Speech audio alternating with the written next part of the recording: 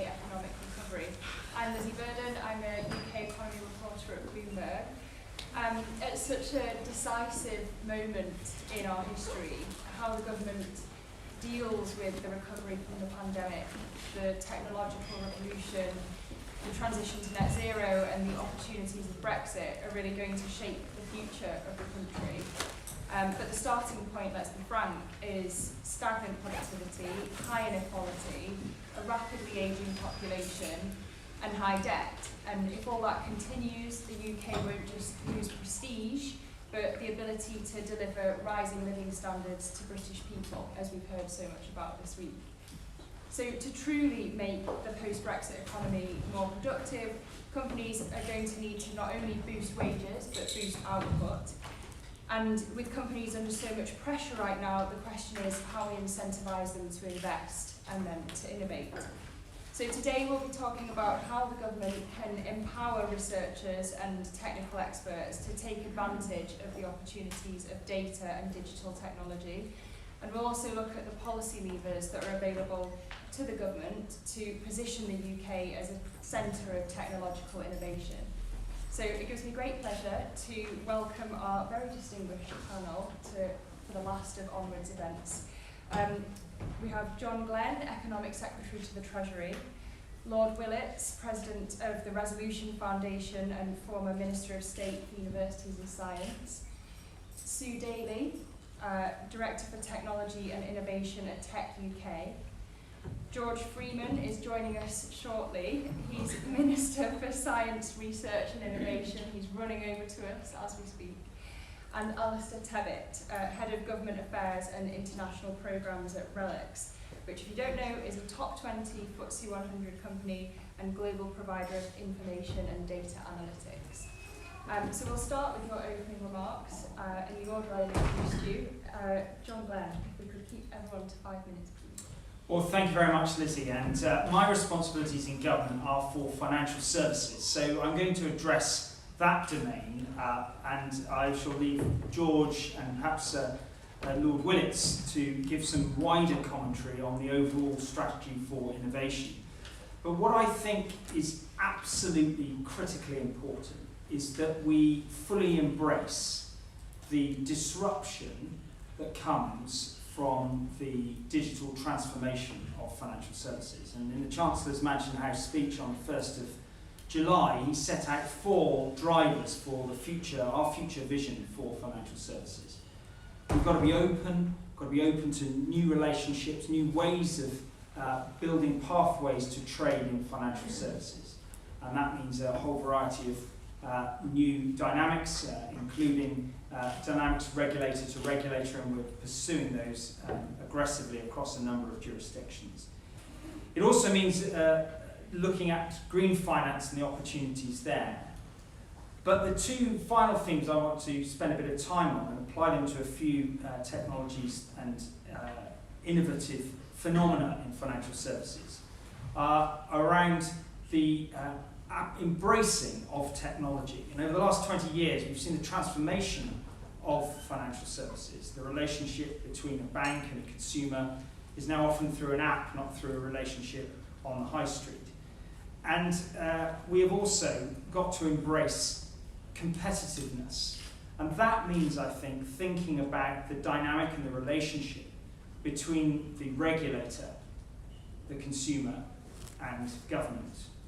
And for many years, our 2 regulators in my domain, the Prudential Regulatory Authority and the Financial Conduct Authority, have really auto-uploaded, after a considerable debate within the EU, the directives and the implications of those directives for the city. What we now have in the next 6 months is an opportunity for the government, through the future regulatory framework, to set out how we want those regulators to work. We need them to attend to the high standards that they're recognised for globally. But what we also need to do is to think about what it means in the digital age. Because actually we need that regulator to adopt, those regulators to adopt the mindset of enabling businesses to fulfil their potential. At the moment I've got 12 discussion papers and consultations that have closed that government has got to respond to.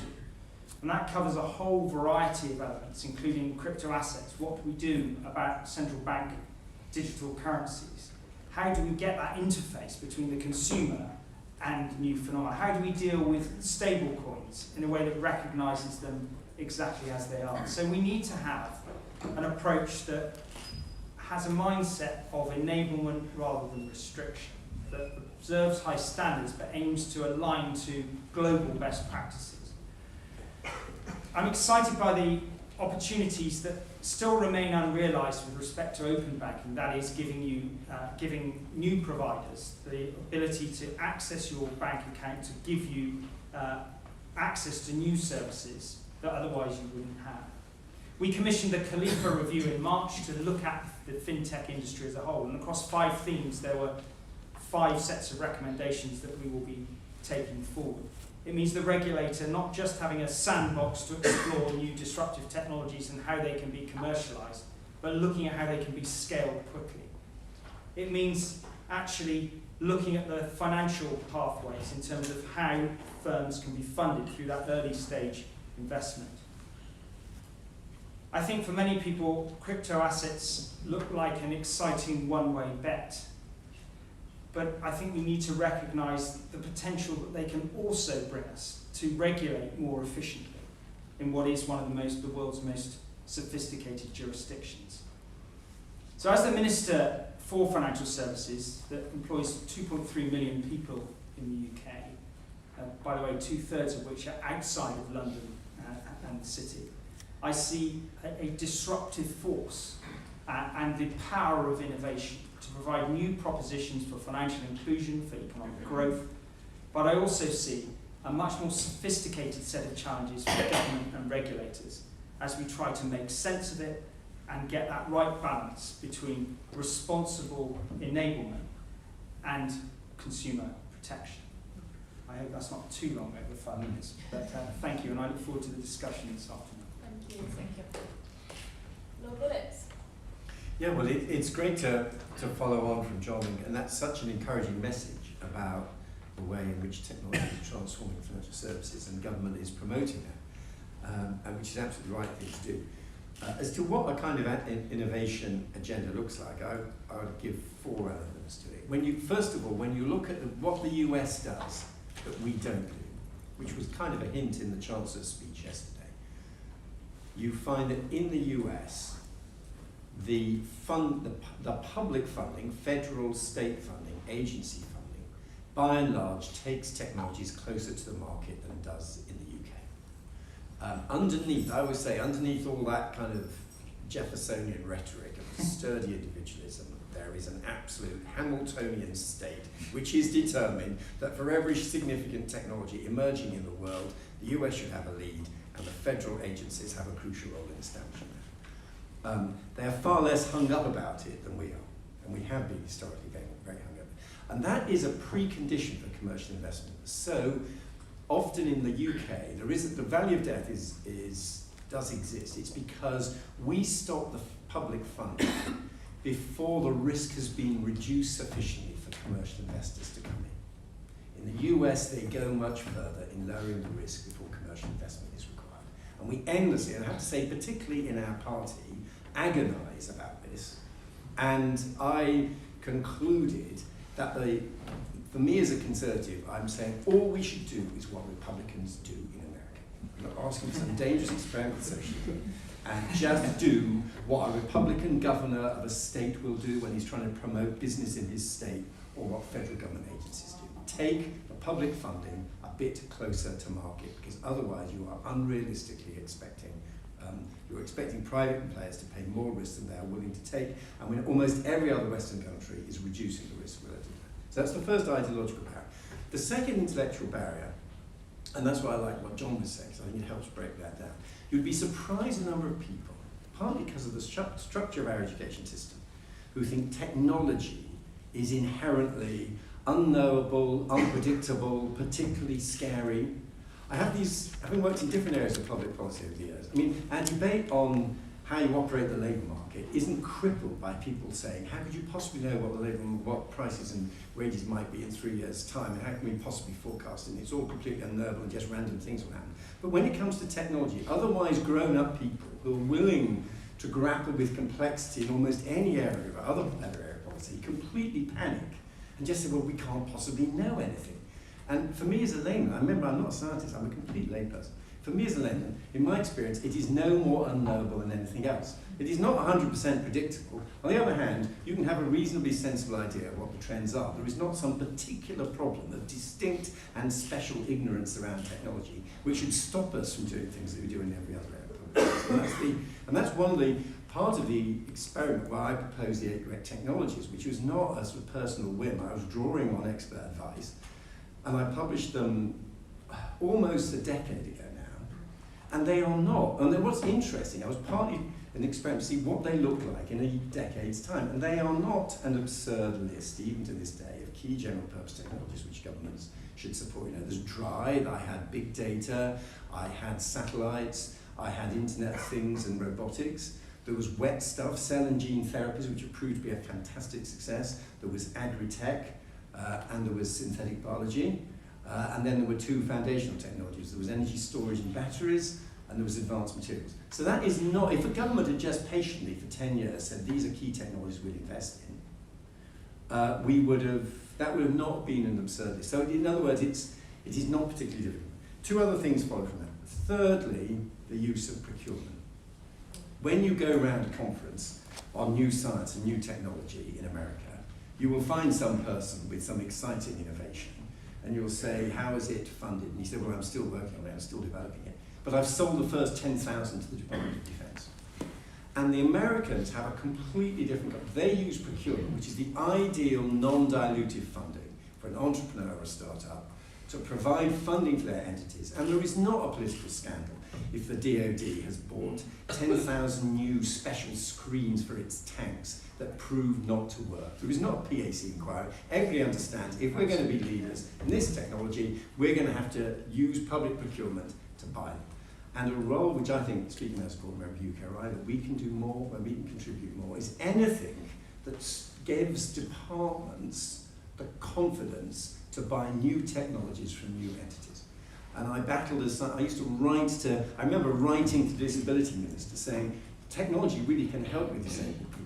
Why not have a little budget of promoting innovative technologies to help with disability? You know, no answer, it's all very difficult. That money goes on benefits, it's not our job. But I detect, I have to say, under Boris, a much greater willingness to use procurement to drive the innovative use of technologies in public services, which if it works actually improves the public service and also promotes businesses. And then 4th and final item on my list is just where we spend the money and how we spend the money on R&D. Because we've gone through a period when we've been a low spender, we still are of course a low spender compared to most other advanced Western countries. I have to put that in with the Treasury Minister. On 1.7.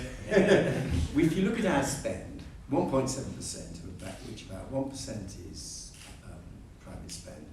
Most of the rest is spend on R&D in universities, which is running at about 0.4, 9.5% of GDP. And public spend on R&D in other research institutes outside universities runs at about 0.1% of GDP. And that is exceptionally low. Essentially, our strategy, which was not an absurd strategy when money was tight, was the public money all went into universities. Now, and that, as I said, that was not an absurd strategy. It probably was the right strategy. And it has given us these prestigious world-class universities. But the prestige system for universities, every time a minister says, we've got 4 of the top 10 universities, they're not praising universities for brilliant application. They're praising them for Nobel Prizes and high rates of citation in publications from Elsevier and others. That is the status system within universities. So if you reward that and put all the money there, you shouldn't be surprised. That's the kind of R&D you get out the other end. Meanwhile, and our party again are culprits, we treat with sometimes close to contempt the universities that focus on application. We regard them as bad universities, when they're actually bloody useful universities, but in a different way. So the University of Hull is where you go to if you want to see the actual development of effective turbine blades that maximise the efficiency of offshore wind. London South Bank University is where you go to find actual innovation in air conditioning systems for city skyscrapers in the financial services industry. So, but we treat those type of universities as nothing, it's not as good as Oxbridge, and they're just different. And then we don't have a network of public sector research establishments, anything like the American National Labs or the German Fraunhofers and Max Planck's, which is where I created the Catapult network. So we need a wider network of publicly funded institutions, but in order to function, they also need flexibility is greater than those conventionally available. And I think, so I'm actually an optimist. I see a willingness by Boris to accept that actually government can do a bit more than we used to think. I see a growing interest and excitement in technologies, evidenced in what John just said about technology and financial services. I do see an opportunity for us to act some key technologies and government to get confident in use of procurement.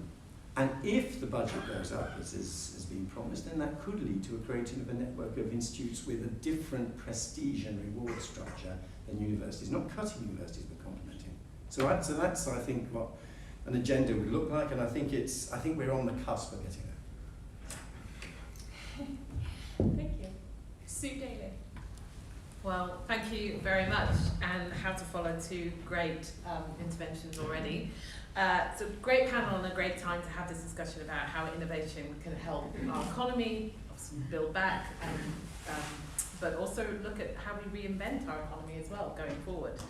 Great opportunity as we have a number of strategies out now. We have the National AI Strategy that was recently published at London Tech Week, Space Strategy, and of course we have the Innovation Strategy. And I'm just going to touch on a little bit of what we see at Tech UK as the opportunity around the Innovation Strategy, but also some areas that we think we could really focus on now to move this agenda forward from the great work that's already been made. And starting at the Innovation Strategy is, those of you I'm sure have all read it, the introduction by the Secretary of State talks about the need to rekindle the flame of innovation. Completely agree. I mean, this is a great opportunity and a call we very much welcome. But I do also wonder whether we need to be bolder and we need to think more around how we set the ambition, not simply to rekindle the flame, but to rekindle that flame, but turn that flame into a roaring fire that spreads across the whole of the UK and then across the whole of the world. And if that is the goal, and I'm sure, or I hope no one here would disagree that that's the goal, then how do we do it? How do we get there? What does getting there mean? What are some of the key areas for success? Now, the innovation strategy is, of course, a long-term strategy, and there's a lot in there, a lot of good stuff that's in there, a lot of structural ideas around how you make it easier and how you make the system easier, new visa routes, really, fundamental focus on skills, fundamental issues and areas. But I want to touch on three areas that I think we could action now that would really make a difference going forward. First of all, and to touch on a point that's already been made, putting the D in R&D, focusing on that, focusing on the development and the adoption, deployment or diffusion of technologies. Secondly, how we rebalance the R&D system to support the use of tangible or intangible assets, rather, data analytics, data, cloud computing, that OpEx tools that are so key to businesses who want to focus on developing innovative products and services. And thirdly, looking at more emerging technology, how we don't just pick winners, but we back winners, and we continue to back winners as they develop and grow. So I wanted to just touch on those three areas. Firstly, putting the D back into R&D, and actually I sometimes call it putting the double D back into R&D, because it's research is completely important, right? Research is fundamental, and we have some world-class universities that are doing some brilliant work, and we need to continue to fund that. But we also need to look at how you commercialize that research into the development of products and services that can then be deployed and used and diffused. So it's the development of those commercial products and services, that's one D. But then it's how do we encourage organisations to adopt them? So it's that diffusion of those innovative products. And we already saw during the pandemic organisations that use cloud computing, use video conferencing, use data analytics to understand what was happening in their organisations were more productive And we see that digitally enabled companies are 8 times more likely to grow than those that are not. So there's a real opportunity here if we encourage and help organisations to get that deployment of technologies right. We think there's a strong argument to expand the government's Help to Grow digital scheme by bringing in new technology types into that scheme, whether it's cybersecurity, RPM technologies, HR technologies, to help those companies to adopt those technologies going forward. So that's number one. Number two, about rebalancing the R&D system to support the OPEX and the use of intangible assets in R&D. So increasingly, businesses are investing in operational assets that's vital to their growth: cloud computing, data analytics tools and technology, or access to data sets themselves. But the R&D system hasn't really caught up with that, and we think needs to modernise, just as we need to modernise as we go forward looking at innovation. So currently, UK firms can't claim back R&D credits for these kind of operational expenditures, and we think that's something that could really, again, really help turn the dial and really help organisations to gain access to the products and services that can really help. So for example, one of our members was using technical data analytics tools and technologies to help understand big data in the medical division that would then help new discoveries that then helps new products and services to develop. So there's a link there that I think needs to be explored further. And then thirdly, because I'm running out of time, don't pick winners but back winners. So government, we need to think, should look at getting an understanding of where the commercial, where the industry, where the research facilities are going, and look at how you can support and enable that work by supporting those emerging technologies where the UK has a genuine edge. Now, we saw this already if you look at the support for quantum, particularly quantum technologies, quantum computing, which we've been supporting, the government's been supporting rather since 2013. Now look at the leadership that we actually have there, and I was at the Quantum Computing Summit during London Tech Week, and it was buzzing. There's some great industry products, services, and now companies that are coming from that research that was funded. So how do we keep that going? How do we keep that pace? We need to think strategically about how we do that. So the innovation strategies, missions, and boundaries of technologies, this is really important to see, but we think there's still more work to be done there in terms of understanding an industry want to help government to understand where that edge could really be, and then how we back and support those. So in coming to an end, a great opportunity, really feels like there's a great opportunity to galvanise an interest in innovation, support in innovation. Now we need to plough ahead, we need bold thinking and clear action, and very much Tech UK and other sectors are keen to engage and help with industry to get this right, so we can indeed not just rekindle that flame but turning it into that roaring fire. Thank you. Fantastic. And finally over to Alistair. Thank you, Lizzie. So where to start? I suppose you very briefly, RELX is a UK-based company, got 30,000 staff around the world. We have tech hubs in all the major economies. We're investing about $1 billion a year in innovation and new technologies, data science, artificial intelligence. So we're doing the innovation. So we look at this issue from the perspective of a company that's engaged in this and has a sense of how it works. And so we have a sort of perspective on the kind of measures that governments could be introducing around the world to promote innovation in the digital technology space. But I think before we sort of get into the detail of how we boost tech innovation, I do think it's worth just taking a step back for a moment and just sort of considering the complexity of the policies in this area and how we measure success. Because I think this has a lot of implications for policy. So the first thing I would say is that boosting innovation, that includes digital innovation, is just not a straightforward exercise. I went through the innovation strategy this morning to sort of remind myself of the sort of comprehensive nature of the policy area. You've got issues around finance, skills, regulation, place-based strategies, the role of the research base, IP, public procurement, as Lord Willis has noticed, the role of the tax system. It is a bewilderingly bamboozling policy space. So I don't think we should pretend for a minute this is an easy thing to crack. It requires a joined-up approach across government, and it probably requires focus and enthusiasm from the very top of government to pull off. So I think that's the first challenge. A second challenge is that it's very hard to measure what success actually looks like in the innovation area. How do you even know if you're on track? I mean, you can count lots of things. You can look at the amount of your national income that you're spending on research and development and how you cut that in different ways. I guess Will's touched on that a little bit. And you can count things which can look like proxies for success, such as patent quality or volumes of patents. But I don't think any of these measurements are particularly satisfactory in their own right. Indeed, I think, it was alluded to earlier, one of the earlier speakers, there is a risk that if you target some of these measures, consciously or subconsciously, patent volume would be an obvious thing, you can end up with policies that distort outcomes. And I think we see a bit of that going on in the area of tax incentives, which I think we would argue are misfiring to some extent because they're overly focused on patents. And I think what we view as essentially project-based R&D. When you look at innovation in the digital space, it occurs in a very different way, sort of different shape to it compared to what you perhaps see in the more traditional R&D intensive industry still, on supporting those capital-intensive R&D activities such as engineering and life sciences.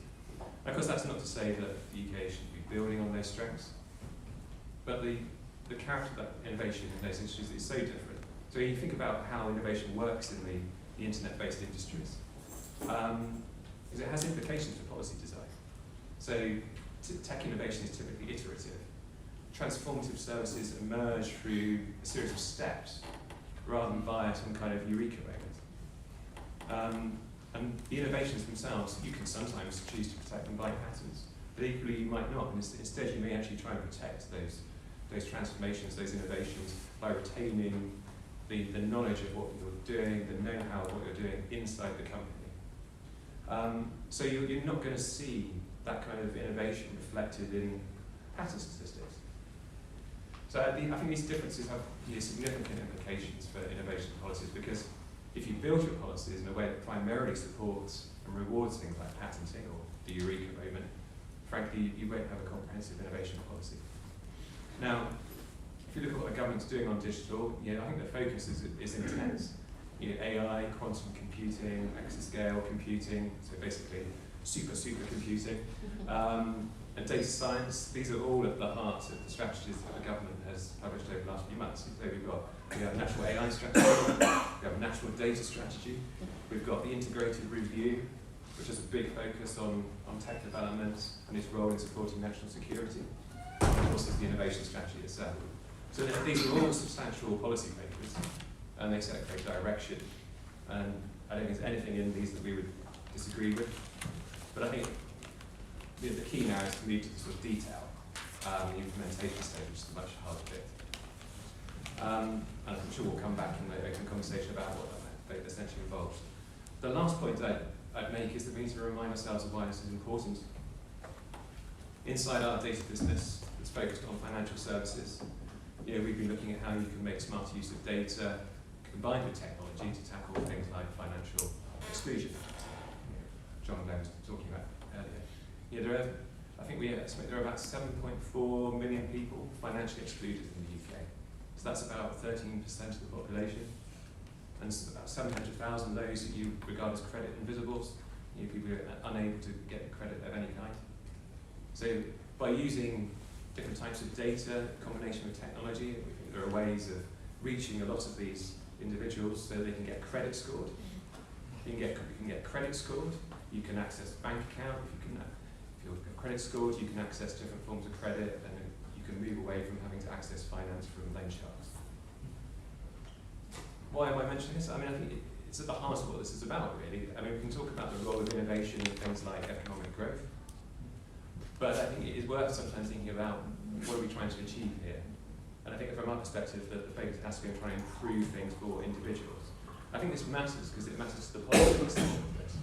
Because if you look at some of the regulatory issues that come up when you're thinking about how you can improve innovation in the technology space, they touch sensitive things like the future of data protection, the way that you regulate AI. And I think, I was at the Labour Party conference last week, listening to Labour politicians talking about technology and innovation. I listen to corporates speaking a little bit about this, and the noise in the audience still bristles to some extent when companies talk about doing things around innovation in the technology space.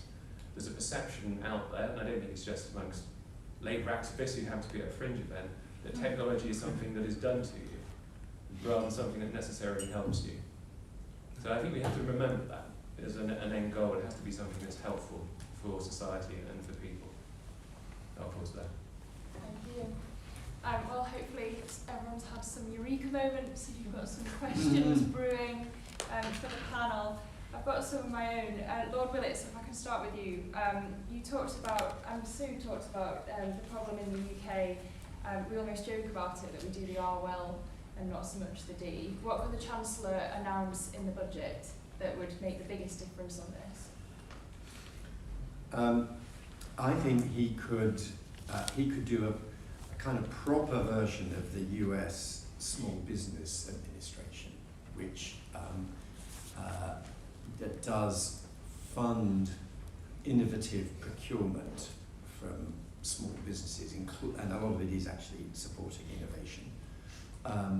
We've had versions of that initiative in the UK, but departments have had to fund it out of their R&D budgets, which has pretty much killed it. I would want to get a grip on the big procurement budgets, including infrastructure procurement, to have a slug of that being allocated to doing things in an innovative way and using technologies.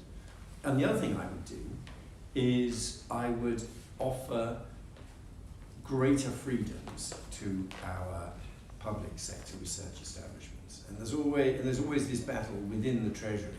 On the one hand, there's one group of people who want to pin everything down and say every post that we've got to clear every appointment above a certain salary level, and we've got to impose all these rules.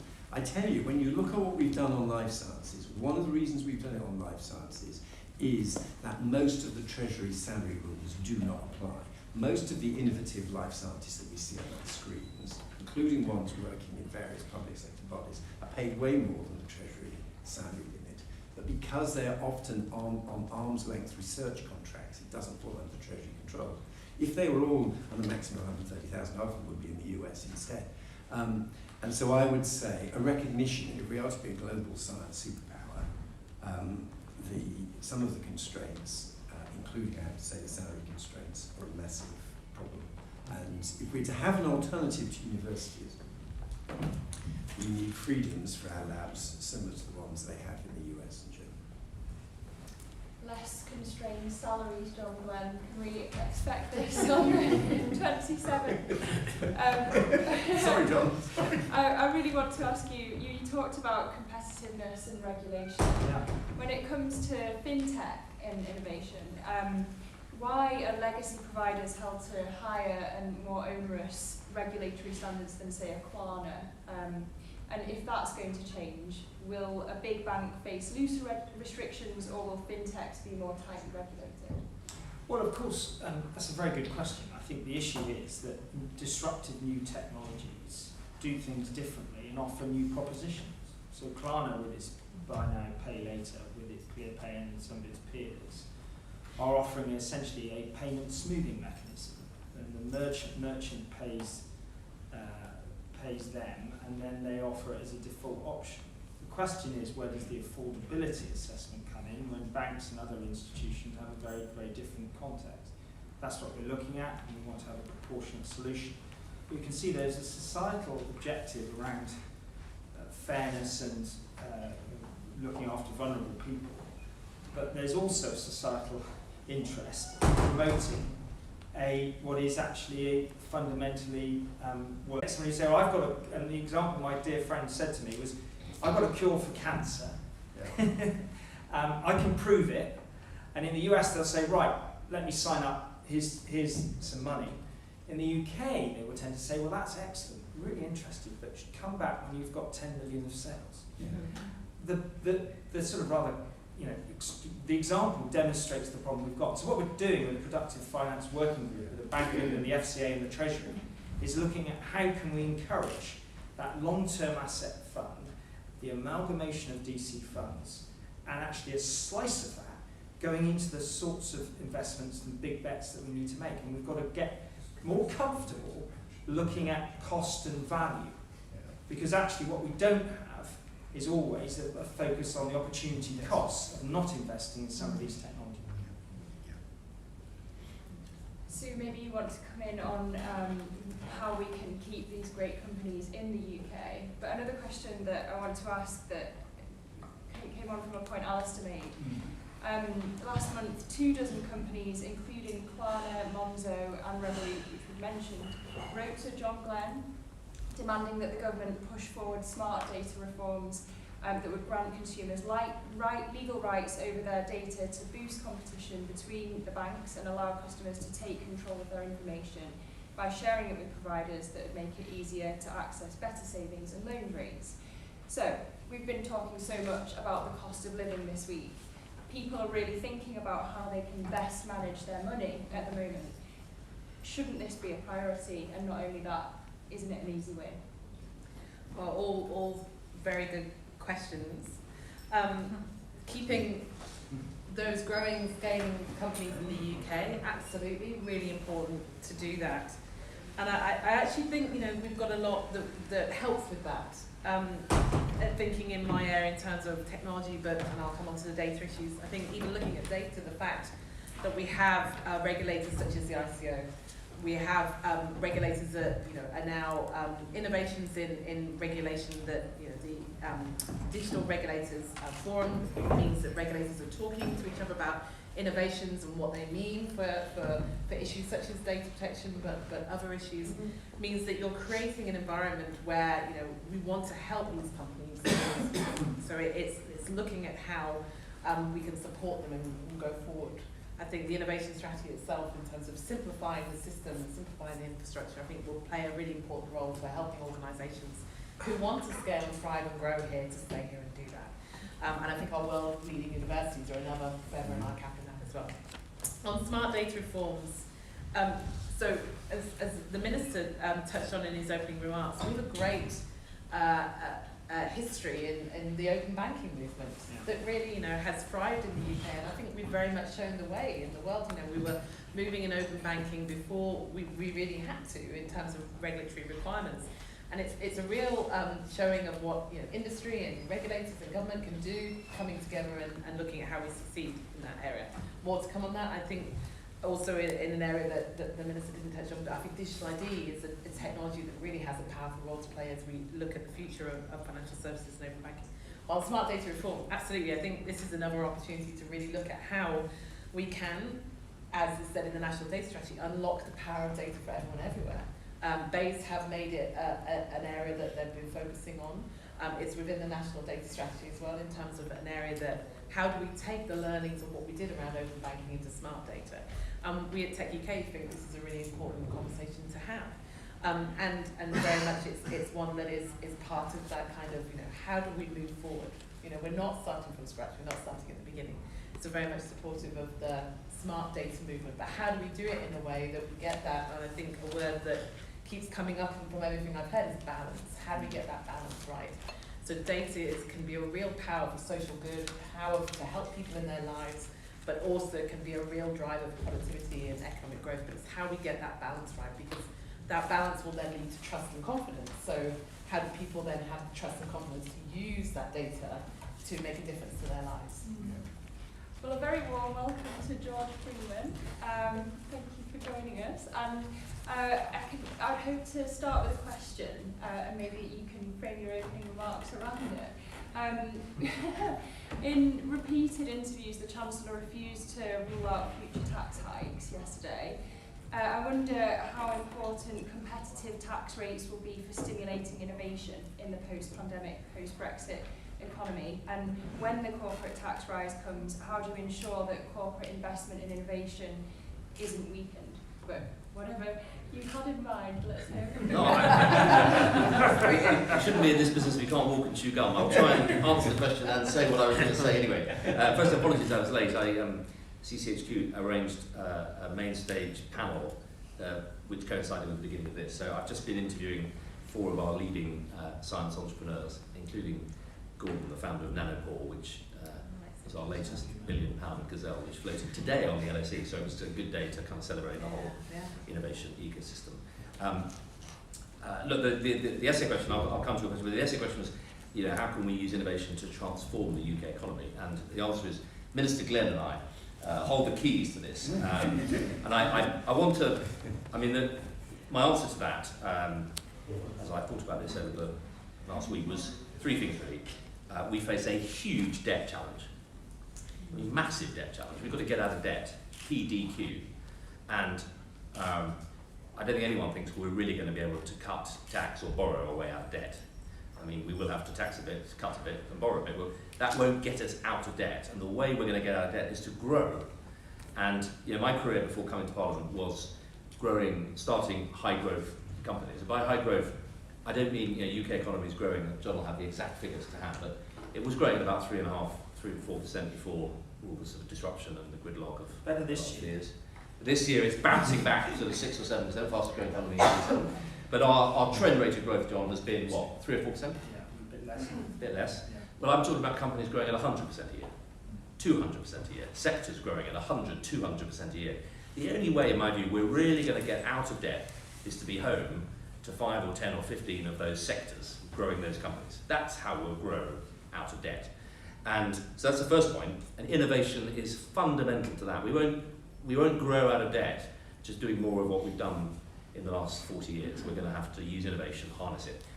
Secondly, productivity is one of the great challenges. John will have spoken about that, I know. The Prime Minister's been speaking about it this week. The truth is, and it's beginning to bite a little bit, but the pre-Brexit economic model was based on cheap labour. We've been running a pretty cheap labour, high immigration economy. Blair and Brown turned it into an art form. Took the annual migration from 40,000 a year to 250,000 a year without a discussion, let alone a vote of Parliament. Poured cheap labour into the economy so they could steal money out of the tax bucket, out of the pension pot. And, the British public had enough of it, quite rightly, and we're now facing a structural realignment. We've got to become a higher skilled, higher wage, higher productivity economy. And the NHS is running on very, very overworked, underpaid, cheap labour at the bottom. I'm not talking about the layers and layers of £250,000 a year gardening leave bureaucrats at the top. I'm talking about the people on the bottom in the care sector and the health sector. And the only way we're really going to drive that competitiveness and productivity in the private and public sector is innovation. The private sector innovates naturally. It's constantly innovating. And if you don't as a business, you get bought out or you go bust. The public sector is not very good at innovation and at driving innovation. And that is a major weakness in our economy. But we have to get better at procuring and getting innovation into the system. And thirdly, innovation transforms opportunity. And in a way, this is the one I'm most excited about. Because if Brexit was anything to me, it was a vote by the British people. Yes, frustration that Europe has gone from a really good idea, the common market, to a really bad idea, a bureaucratic political state. But I think actually it was also a rejection of a political economic model, which seemed to more and more people around the country to mean growth somewhere else, opportunity somewhere else, and not much for us. And I say that as the MP for Mid-Norfolk, which is not the Golden Range Rover bit on the Gold Coast, where there's a Chelsea on the sea. It's the bit you drive past on your way to get there, or drive past on your way to Norwich, a fine city and a great university. It's the blue-collar, £16,000-17,000 average household family income, turkey plucking, sausage stuffing, food processing, haulage, agricultural economy, 40 miles from Cambridge. And honestly, in my constituency, Cambridge looks like another foreign land. And they look at the Porsches and the science, and they wonder if it's got anything to do with them. And my challenge as Science, Innovation, Technology and Innovation Minister is to make that economy create opportunities for everybody. And that's the bit I'm most excited about, because here's why. The pace of technology, the pace of innovation is extraordinary. We're witnessing it, accelerating. There are books about this. If this wasn't happening, I'd be quite worried. How on earth are you going to re-engineer a British economy at speed? Well, guess what? Technology's on our side. It's disrupting existing markets quicker than governments could even think about it. It's disrupting, it's creating huge opportunity. If we can harness that, we, honestly, believe me folks, we could be in the next 5-10 years building the clusters in AI, in drones, in satellite technology, in nutraceuticals, in functional foods, in cannabinoid medicines, in a whole range of really exciting sectors that are emerging. And if we get it right, those clusters, they don't all go to Cambridge. Advanced manufacturing. I was up in County Durham last week. Chromac, one of our fastest growing businesses, designing extraordinary boxes, sensor technology being bought by every security agency, airline around the world. And I said, where are you going to be in 5 years? Thinking they'd say Minnesota and floated on NASDAQ. They said, we're going to be right here in Sedgefield, 10 times bigger, Minister. And their head of technology had been hired from Randox, fastest growing diagnostics company in England, in Newcastle, and he'd done a degree at Northumbria University, Old Poly. Now that's a cluster beginning to emerge in the former coalfields of County Durham. And so my excitement is that actually using the freedom post-Brexit, that we can regulate in our own way. I don't think it's a race to the bottom. And for 5 years, a lot of people have sort of rather airily asserted, oh, it'll all be fine after Brexit, it'll all just happen. Well, that's not quite the case.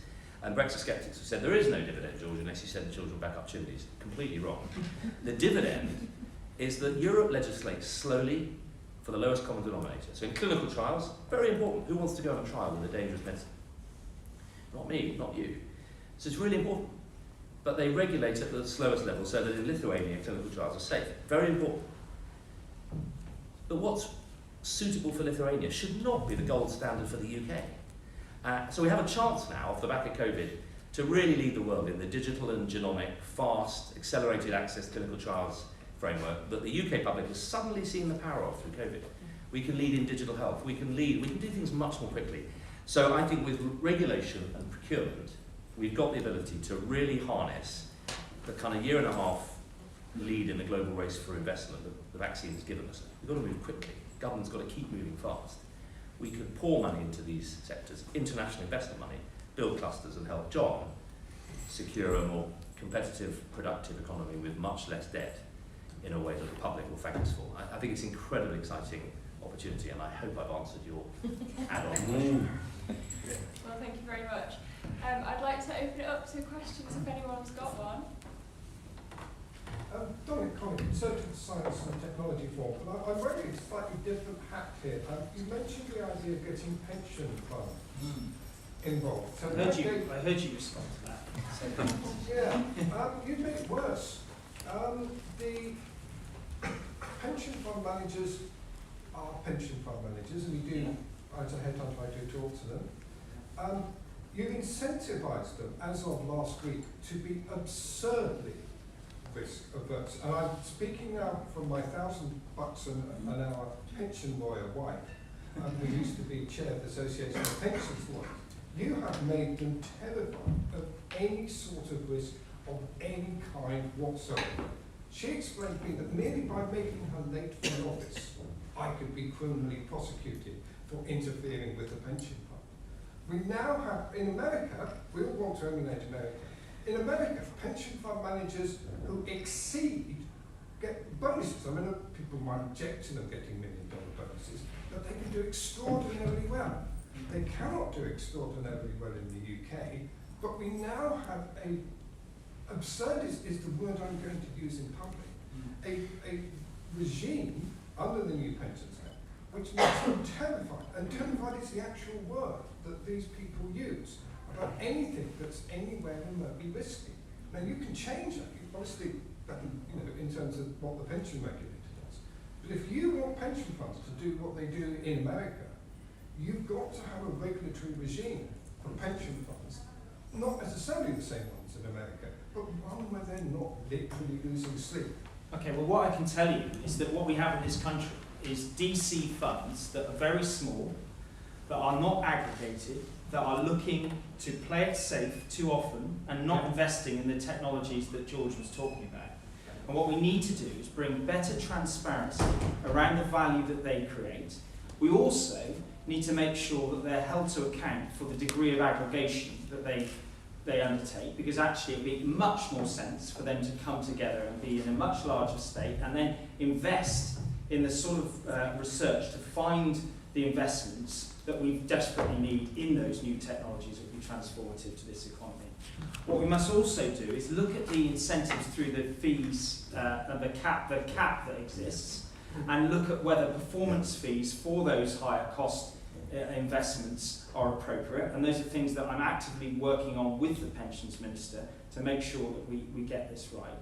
As well as working, as I said just now, with a productive finance working group to look at a new class of assets which ultimately we want to be available to consumers to be able to buy into, notwithstanding the conduct issues that will have to be resolved with the FCA, because obviously once we're charging more fees, then the immediate cry will where's the increased value from the consumer. But I think all of those agendas are things that are live in the coming weeks and months. They're urgent. With respect to the Pensions Act, which my colleague took through Parliament, I'm very happy to talk to you offline about what specific things you're referring to. But I think the agenda I'm talking about, which is actually getting bigger pots invested more coherently in long-term assets to create value for people who hold pension funds, focusing on outcomes, rather than actually just making the bare minimum playing it safe, is something that I definitely am keen to do. Good. Lord Willis is making noises of agreement. I think, and by the way, we're so lucky to have two key ministers, two excellent ministers, focused on this and on this panel, because I very much support what George and John are doing. And there is, I think, a deal to be done, because I think what John is hinting at, and let's hope he's able to make progress on it, is we know that the regulation on costs and fees of pension schemes has stopped them investing in VC arrangements and some other arrangements where the fees will be higher. And that is a perverse effect, and it does need to be tackled, and it sounds as if it's an issue that's on John's agenda. But there's another, in answer to there was an earlier question, why can't we get more of this investment into universities? There's something else where I think in return, John and Treasury Ministers and the Science Minister, with their convening power, can ask for something back. In the US, it is much easier to buy startups and spin-outs from universities and get a large part of the IP. And that is, whereas in Britain, I'm afraid, we don't have a standard rule, they're autonomous, but there are universities that are terrified of success. They are terrified of an investment that performs so well and that they'll be criticised, and so they will pitch for 40% or 50% as keeping it as the university stake in a company, whereupon a lot of the investors walk away. It would be perfectly possible for government not to make a regulation, not to offer instruction, but especially if John can make progress in this way. So he's saying we are leverage up, we're going to make it easier for the financial industry to invest in you. In return, you must be a more attractive environment. We are not, if you end up with a 5% stake in a unicorn, we're not going to say you should have had a 50% stake in this unicorn. We're going to know that if you sell most of your stake to commercial investors, that is a precondition to get them interested. And naming names, Oxford is one of the worst offenders. Oxford, by and large, has been going for 40 or 50% university stakes. That means that a lot of the investors walk away. They don't want those terms. Cambridge is better. I'm not asking for government regulation, but actually the Chancellor summoning in the universities at the moment when, as we hope, John makes progress on his deal and saying, this is what I want you to do in return, I think would be a mutually beneficial deal. Any other questions? Lots.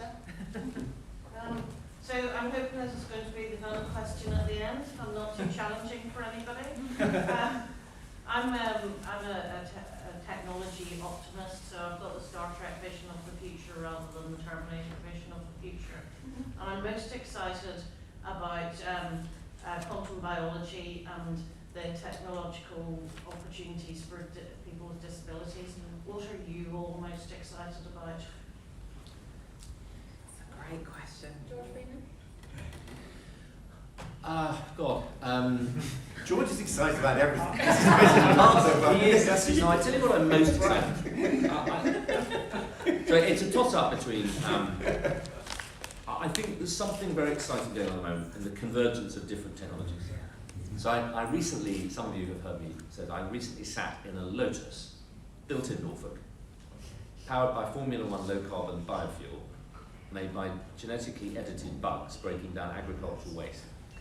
Now that is science of life science, deep bioscience, fueling advanced engineering and math. That's incredibly exciting. And what I observe about that is that there isn't a medical research council for that, or a BBSRC just for that. Actually, BBSRC did fund some of it. So the research councils do these deep siloed, brilliant deep science. And it's that convergent technology which is innovation rather than pure science. And to me, the UK, I mean, if you, I read history and philosophy, so if you look over the years, we've actually been not terribly good at the sort of German American Chinese model of planned science.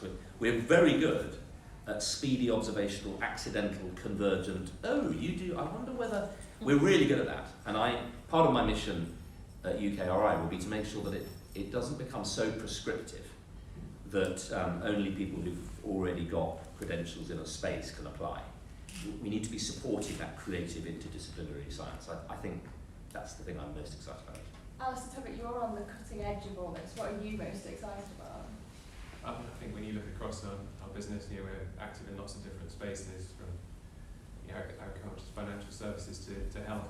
I think it's when you land on health where it gets most exciting, because you've got so much potential to make a genuine impact on the quality of people's lives in a system that's under strain and in desperate need of increasing levels of productivity and efficiency.